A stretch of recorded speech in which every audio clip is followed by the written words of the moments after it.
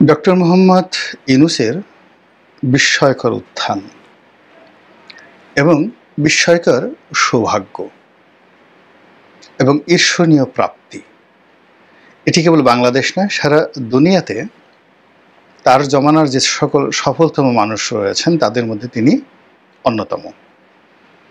একটা মানুষের জীবনে যা যা প্রাপ্য, পরিবার, অর্থ, সম্মান, স্বাস্থ্য, কি নেই তার বয়স এখন প্রায় ৮৮ বছর।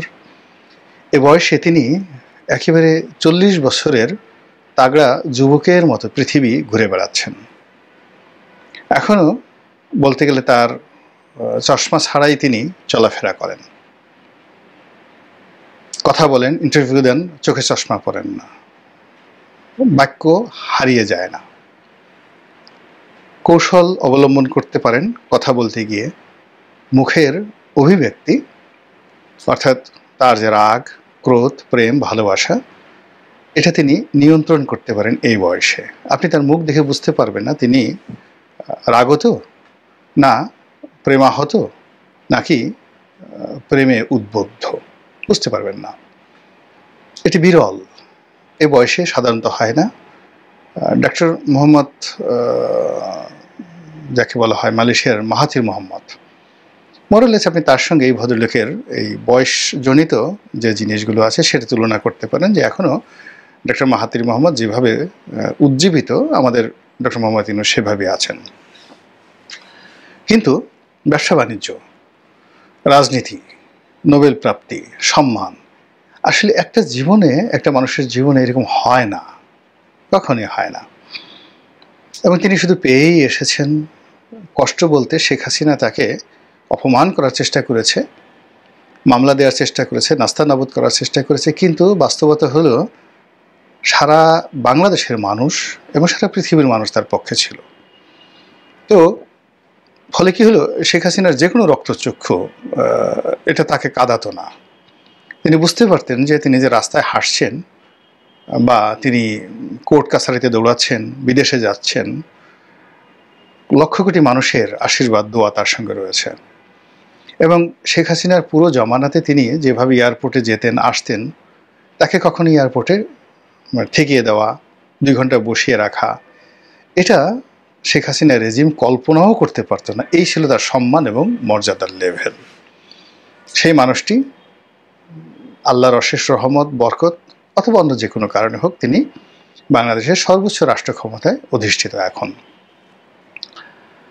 এখন এই অবস্থাতে মান সম্মান নিয়ে তার পরিসমাপ্তিটা, জীবনের যে পরিসমাপ্তিটা, সেটা কিভাবে হবে? তিনি ক্ষমতা থেকে চলে যাবেন, যেটাকে শান্তিপূর্ণ ক্ষমতা হস্তান্তর বলা হয়, সেটা তিনি স্বেচ্ছায় ছেড়ে দিবেন, আমি আর পারছি না, পদত্যাগ করবেন। তিনি প্রকৃতির নিয়মে মরে যাবেন অথবা মারা যাবেন। তারপর আর কি হতে পারে? মানে আলটিমেটলি জীবনের এই পর্যায়ে এসে তার সব কিছুর তো একটা সমাপ্তি হবে, তাকে কবরে যেতেই হবে, কোনো মানুষই অমর নয়। কিন্তু যে সমস্যাটা হলো যে তার শেষটা কেমন হবে? আমরা সবসময় বলি, শেষ ভালো যার, সব ভালো তার।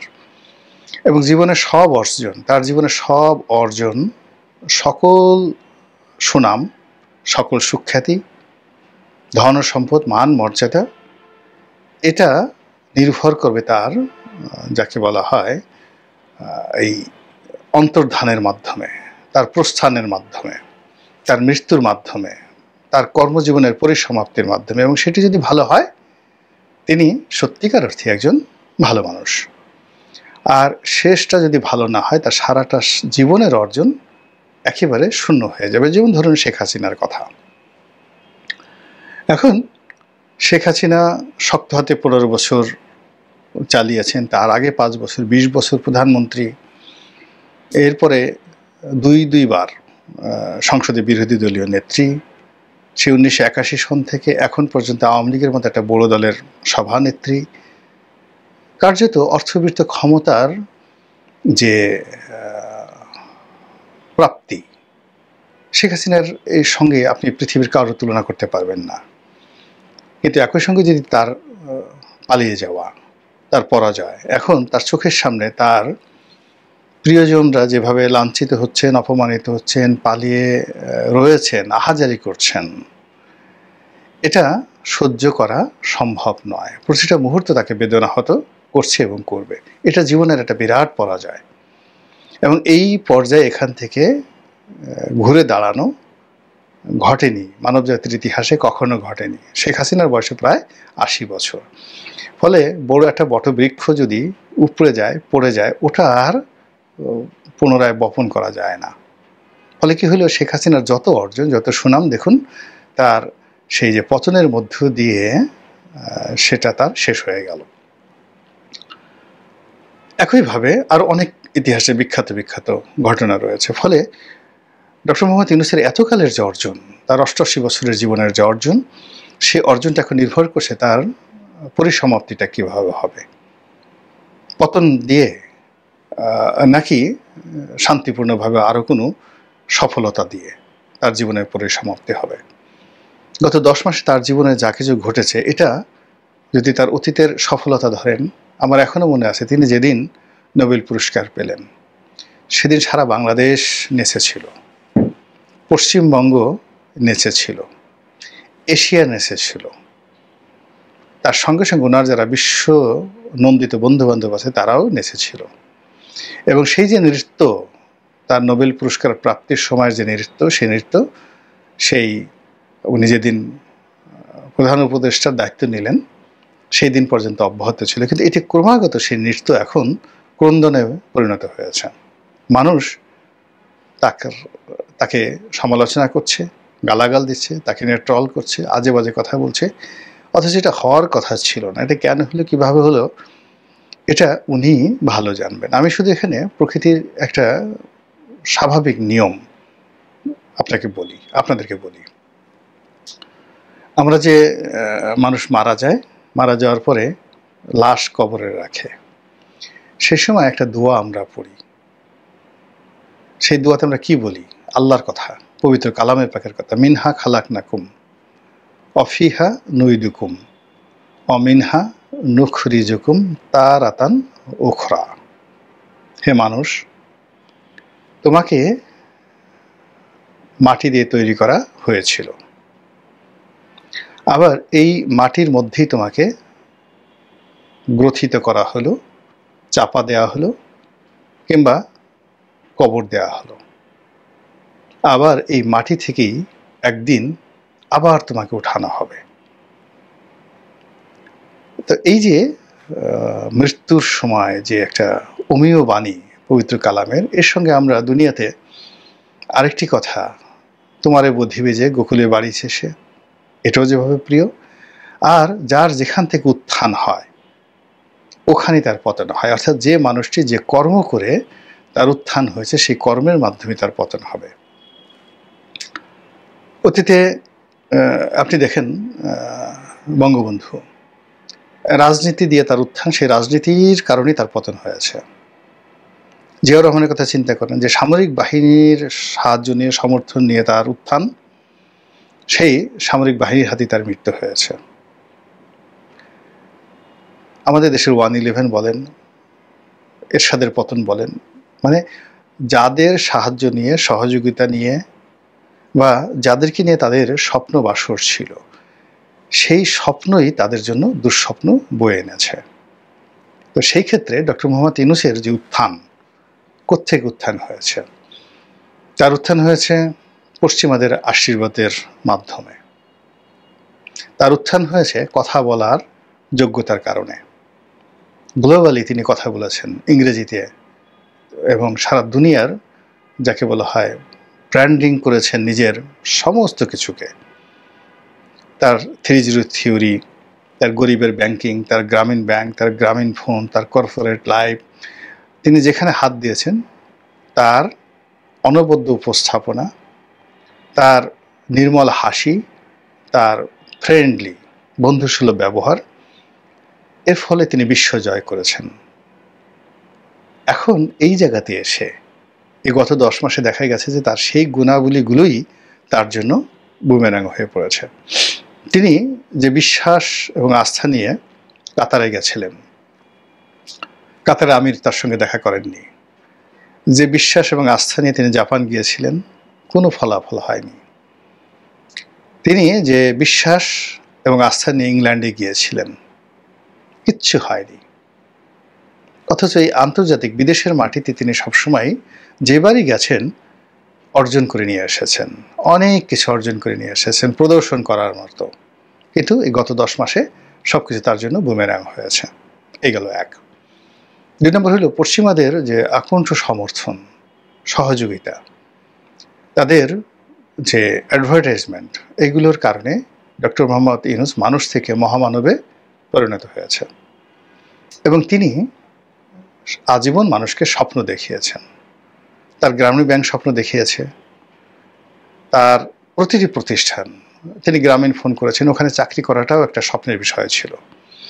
তো এই যে স্বপ্ন, তিনি মানুষকে স্বপ্ন দেখিয়েছেন এবং স্বপ্নের ফেরিওয়ালা রূপে, আপনি ধরুন লিও টলস্টয় গল্প লিখে বা নাটক লিখে, আপনি Bernard Shaw, William Shakespeare, Rabindranath Thakur, Bankim, আমাদের বাংলা সাহিত্যে হুমায়ুন আহমেদ, মানে তাদের সার্থকতা কি? অসংখ্য মিথ্যা কথা বলে, মিথ্যা কাহিনী সুন্দরভাবে লিখে মানুষকে একটা স্বপ্ন উপহার দিয়েছেন। নজরুল কি করেছেন? তিনি প্রিয়তমাকে প্রেম নিবেদন করেছেন। তো কি করবেন? তিনি জ্যোৎস্নার আলো নিয়ে আসবেন, জ্যোৎস্নার আলো নিয়ে আসবেন চাঁদ থেকে। তারপরে আকাশের রংধনু থেকে তিনি আলতা রং নিয়ে আসবেন, এনে প্রেমিকাকে সাজাবেন। মানে তার পার্সোনাল কোনো ইনভেস্টমেন্ট নাই। সে একবারও বলছে না যে আমার পকেট থেকে 10টা টাকা দিয়ে 2টো সিঙ্গারা এনে তুমি আর আমি সস দিয়ে সিঙ্গারা খাবো আর তোমার মুখের দিকে তাকাবো। তিনি সবই প্রকৃতির হাতে ছেড়ে দিয়েছেন। এবং সেই স্বপ্নে মেয়েরা পাগল, এর চেয়েও গান হয়। তো এরকম মানুষ স্বপ্ন দেখে পছন্দ করে, মানুষ মিথ্যা কথা শুনতে পছন্দ করে, গল্প শুনতে পছন্দ করে। আপনি রিয়েলিটি বলেন, আপনাকে যদি বলা হয় যে আপনার সারা শরীরে ক্রিয়াগুলো, পোকাগুলো কিরমির কিরমির করছে, মাইক্রোস্কোপ দিয়ে যদি আপনি দেখেন, তো আপনার মুখে অসংখ্য জীবাণু, ময়লা যদি আপনি মাইক্রোস্কোপ লাগান, তারপরে শেষে আপনার পেটের মধ্যে ময়লা, অসংখ্য গ্যাস, কৃমি, গুঁড়া কৃমি, ছোট কৃমি, অসংখ্য পোকা আপনার পেটের মধ্যে, আপনার নাভির গোড়ায়, আপনার লজ্জা স্থানে, আপনার সব জায়গাতে শুধু পোকা আর পোকা। এই যে রিয়েলিটি, আপনাকে যদি কেউ বলে, আপনি বলবেন এই হারামজাদাকে ধর, একে পিটমোড়া করে ভালো করে বাঁধ, তারপরে ওকে মানে এক জোয়ার এক ভাটা আচ্ছা মতোকে পিটুনি দেয়, আমি দেখি এবং শান্তি পাই। ও আমাকে এই কথাগুলো বললো, অথচ সে কিন্তু সত্য বলেছে।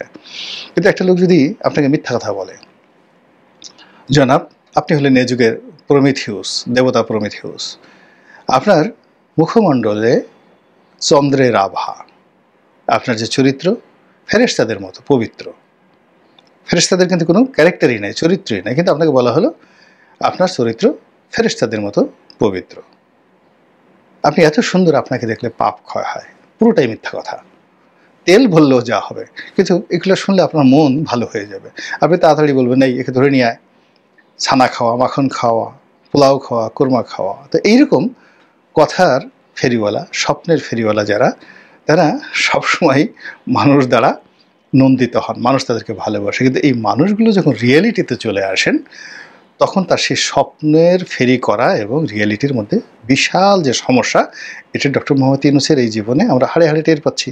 ফলে তিনি গত কয় মাসে রাষ্ট্র ক্ষমতায় বসে যে সকল স্বপ্ন দেখানোর চেষ্টা করেছেন, কথা বলেছেন, সবগুলোই তার জন্য বুমেরাং হয়ে গেছে এবং তার পতনের কারণ হয়ে গেছে।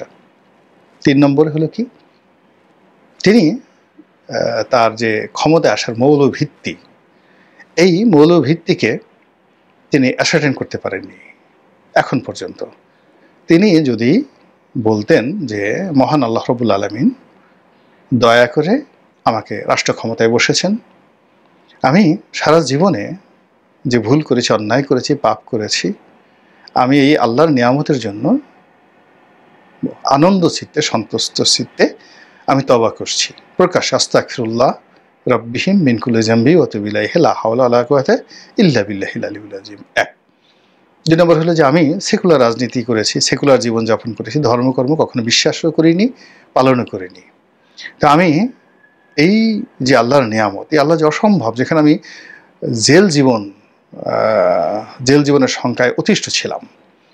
আমি প্রতি মুহূর্তে মনে হতো যে এর চেয়ে মরে যাওয়া ভালো। সেই আমাকে রাষ্ট্র ক্ষমতা যে আল্লাহ বসিয়েছেন, আমি বিশ্বাস করলাম যে এই পৃথিবীতে আল্লাহ আছে।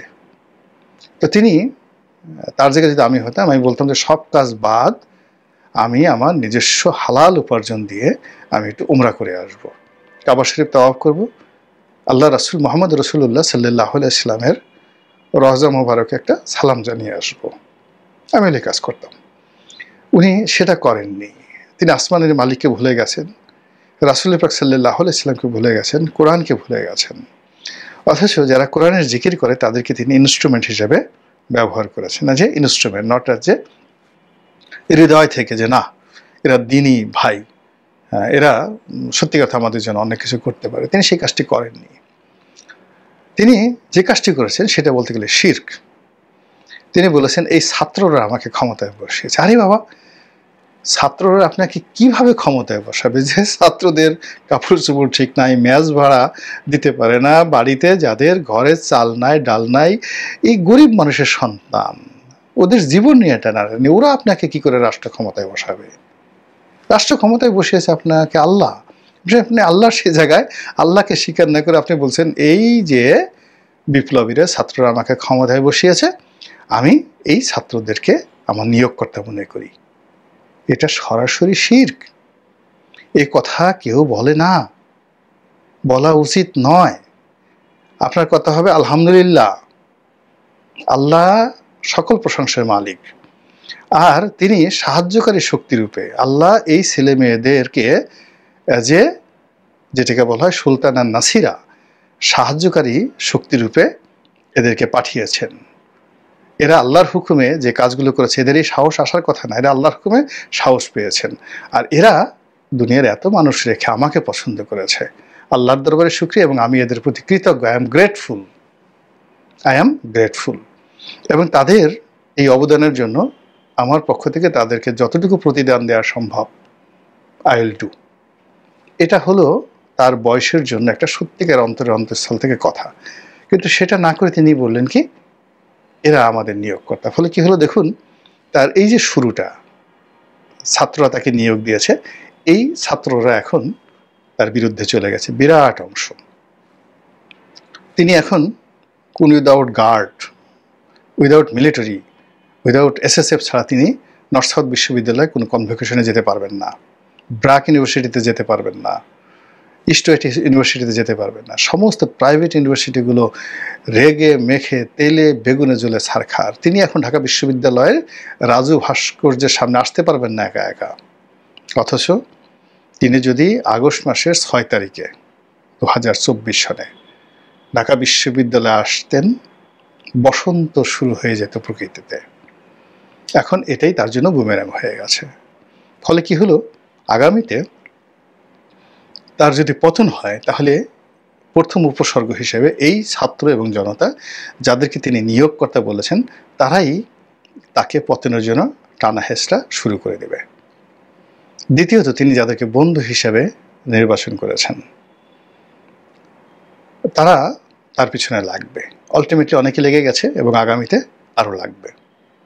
এবং সবার শেষে তিনি যাদেরকে শত্রু বানিয়েছেন এবং যাদের সঙ্গে অভিনয় করেছেন, মনে একটা বাইরে একটা, এই মানুষগুলো সব একত্র হয়ে যখন তার বিরুদ্ধে আওয়াজ তুলবেন, তখন হয়তো তার কাছে মনে হবে যে না, এর চাইতে আগেই ভালো ছিলাম, বিদেশে যেতাম, আসতাম, মাঝে মধ্যে কোর্টে হাজিরা দিতাম, শেখ হাসিনা গালাগাল করত, আর সারা দেশের মানুষ, 18 কোটি মানুষ প্রশংসা করত, এমনকি আওয়ামী লীগের লোকজনও প্রশংসা করত, কিন্তু শেখ হাসিনা গালাগালি করতো, ওটাই ভালো ছিল।